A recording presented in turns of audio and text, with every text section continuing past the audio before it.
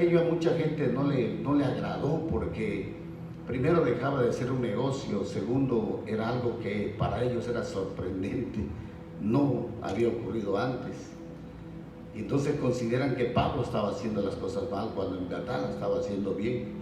Aquella muchacha logró tener paz, tranquilidad, me imagino, volvió en sí, pero aquellos no lo vieron bien. Y a veces es triste cuando alguien recibe algo bueno y los demás, lejos de alegrarse, la condenan o lo condenan y le dicen, no, esto está mal.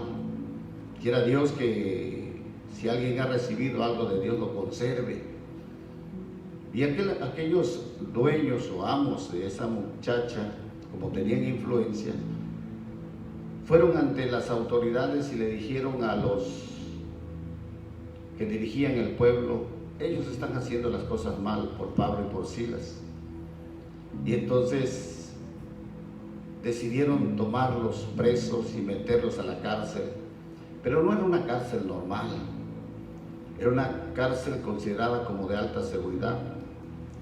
Y dice la Biblia que lo llevaron hasta lo más escondido o lo más recóndito de la cárcel. La celda más oculta, más oscura, más húmeda, hasta ahí los llevaron. En ese entonces no habían las esposas como hay hoy, sino habían otro tipo de elementos de seguridad para que no se pudieran mover. Uno de ellos se les ponía en los pies para que no pudieran caminar. Los atornillaban y con grilletes en las manos, encerrados en la cárcel, como reos de alta peligrosidad. Así fue tratado Pablo y su compañero Silas. ¿Y qué habían hecho ellos? Hicieron un favor. Ayudaron a una muchacha que estaba en problemas. Sin embargo, aquello para Pablo y para Silas no era motivo de sentirse que el Señor no estaba con ellos. Al contrario, ellos vieron lo que hizo Dios y ellos entendían que había que pagar un precio.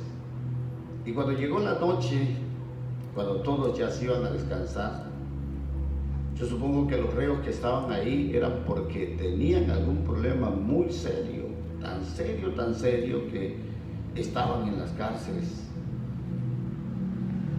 Pero había un trabajador que se encargaba entre varios de dar seguridad a que esos reos no se vayan a escapar. Ese hombre era un hombre, considero desde mi punto de vista, era un hombre privilegiado, porque primero era un empleado, o sea, tenía un trabajo seguro, y más en las cuestiones de seguridad. Si alguien tenía garantías, si su familia tenía garantía, era la de ese hombre. No cualquiera conseguía un trabajo como ese. Debiera de tener ciertas características, y dentro de las características que considero desde mi punto de vista muy personal, la estatura, la corpulencia, la fortaleza, el coraje, de tal manera que impresionar hasta los propios delincuentes que quisieran hacer algo. Si caían en la mano de él, sabían que no tenía piedad. Los iba a someter a como diera lugar, y él tenía las armas o las herramientas o la legalidad para hacerlo. No habría ningún problema. Mucho más si no era ciudadano del imperio, le podían aplicar todo el peso de la ley y no había quien, porque para eso todavía Giovanni no estaba estudiando abogacía, así que ¿quién lo podía defender? Y entonces él, podríamos decir que tenía un trabajo privilegiado. Sus hijos, cuando iban a la escuela o cuando iban a las reuniones, se sentían bien porque papá era el centinela, era el que guardaba el orden en la ciudad. Y a él le asignan la tarea de cuidar a esos reos, que no eran cualquier reo. Esa noche le dijo a su esposa, antes de ir al trabajo, le dijo: esta noche es muy pesada, pero tengo que cumplir con mi trabajo. Una de las leyes establecidas para los soldados o para los centinelas de aquella época era que su vida por la vida del preso. Si uno de los presos se escapaba, ellos tenían que responder con su vida. Así que había una enorme responsabilidad sobre sus espaldas. No era cualquier persona. Tal es así que la Biblia toma un espacio para describirnos su historia de este hombre. Y le dicen quienes nos ayudaron, decimos ayudaron porque hasta nosotros llegó a ordenar en el canon, le pusieron el carcelero de Filipo. A pesar de todo, de la dureza, de lo rudo, de lo fuerte, él tenía un sentimiento y una preocupación por él, por su familia. Y supongo que en algunas noches él pensaba, ¿será que la vida nada más es esto que vivimos acá o hay algo más? Y yo me imagino que él se preocupaba por ello. Y esa noche que le toca cuidar, le dijeron, ten cuidado porque ahí hay una pareja de reos de alta peligrosidad, pero lo vamos a meter hasta lo último del calabozo para que no te dé problemas. Para que salga tendrán que pasar muchas barreras, hay muchas puertas. Además están con céspol y están con grilletes y no van a poder escapar. Pablo, estando ahí, la Biblia dice que lo azotaron mucho, y estando ahí, en la última celda, como diría Betancourt, en la celda número 8, más de la número 8, ellos decidieron esa noche, Pablo y Silas, no ponerse a llorar por lo que estaba pasando. Decidieron ponerse a alabar a Dios. Qué bonito es cuando nosotros pasamos por problemas, somos humanos, tenemos sentimientos, tenemos emociones, tenemos un alma, y a veces cuando pasan situaciones que se manifiestan a veces en dolor en nuestro cuerpo, en dolor en nuestras articulaciones, o el diagnóstico no fue muy alentador, o la situación que está viviendo el hogar, la familia, los hijos, o algún ser amado, no es tan sencillo, uno quisiera que esos momentos no pasaran. Pero Pablo no estaba dispuesto a que esa noche sea una noche normal.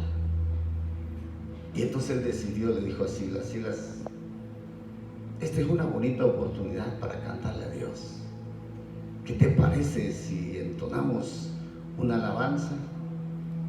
Y le habrá dicho Silas, sí, pero también vamos a tomar tiempo para orar. No hay problema. Mientras tú cantas yo oro, y mientras tú oras yo canto. Y la Biblia dice que se pusieron a orar y se pusieron a cantar. Yo me imagino que aquellos cantos, así como nuestro hermano Aurelio, nuestro hermano Isidro, nuestro hermano Julián, nuestro hermano Vidal, nuestro hermano Joel y todos los que participamos en este proyecto de Cristo de la Respuesta, imagino que ensayaban de vez en cuando, se preparaban, y esa era una noche especial. Y empezaron a cantar. ¿Qué canto pudieron haber entonado? A lo mejor el salmo que nos leyó nuestro pastor, el Salmo 121. O a lo mejor el canto, tu fidelidad es grande, nadie como tú. Y se pusieron a alabar a Dios. Pero ese momento, ese canto, esa oración, no se quedó en las 3 paredes y los barrotes, o las 4 paredes y los barrotes, sino que allí en lo recóndito, allí en lo escondido, empezaron esas notas a salir. Y yo quiero pensar que llegó a los oídos de los demás reos, que no habían tenido un día muy bueno, y empezaron a escuchar esos dulces cantos. Y creo fielmente que el Espíritu Santo estaba en ese lugar. De tal manera que tomó esas notas, hermano Aurelio, y las empezó a armonizar de una manera tan linda que la llevó a los oídos de todos y cada uno de los reos que estaban allí.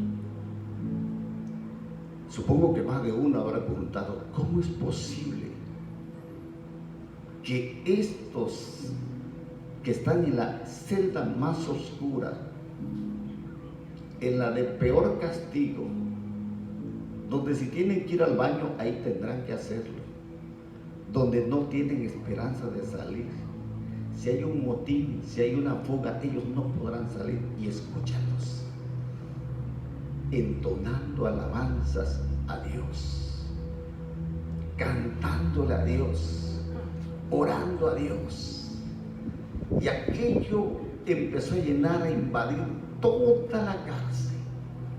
Hermano Mario, ¿por qué hice toda la cárcel? Ahorita les explico, de mi punto de vista. Y supongo que más de uno de los reos habrá sentido en el corazón: yo quiero ser como ese hombre, que en medio de los problemas canta, que en medio de las dificultades todavía puede alabar a Dios. Yo en cambio me tropiezo con algo y lo único que sale de mi boca son blasfemias, son maldiciones, son palabras que hieren a los demás, y escúchalos a ellos. Y se habrán despertado todos y aquel ambiente tan hermoso, tan especial, llegó al corazón de ellos, que los hizo reflexionar. Y no dudo que más de uno de ellos habrá dicho: si yo tuviera una segunda oportunidad, de seguro que no haría lo que he hecho para estar aquí. Si tan solo me regalaran una oportunidad más. El carcelero de Filipos estaba en la puerta, cuidando que no se vaya a abrir o no se vayan a escapar nadie. Es muy probable que le ganó el cansancio y se dormitó tantito. Y la Biblia dice que mientras Pablo y Silas cantaban y oraban, de pronto algo extraordinario sucedió. Ese lugar, la senda más oscura de Filipos, experimentó la gloria de Dios a través de su Espíritu Santo y empezó a moverse de tal manera que hasta los cimientos, dice la Biblia, que se sacudieron. Y no solo eso, las cadenas, los grilletes, las seguridades que les habían puesto a los presos se abrieron, no resistieron a la presencia tan gloriosa del Espíritu Santo que estaba en ese lugar. Yo supongo que para ellos la manera de alabar fue abrirse para la libertad. Y el estruendo, cuando acontece, despierta al carcelero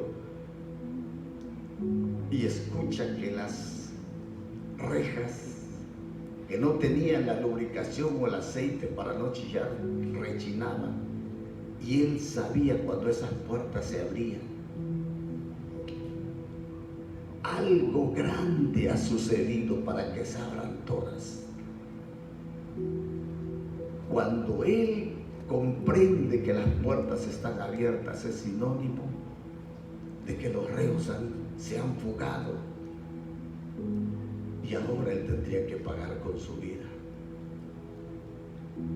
Dice la Biblia que él tomó el arma para atentar contra su propia vida, y Pablo lo estaba observando y le dice: no lo hagas, nadie se ha escapado, aquí estamos. ¿Cómo queremos escaparnos de esto que es tan glorioso? Y él pidió que iluminaran, y vinieron los demás compañeros de él a quizás iluminar con antorchas y ver que los reos no tenían tiempo para pensar en fugarse, sino todos lloraban, porque aquel momento sin lugar a duda había sido especial. El mismo cielo había descendido a esa celda. Y el carcelero, cuando mira aquello, le pregunta a Pablo y a Silas: ¿qué tengo que hacer para ser salvo? Porque esto no es normal.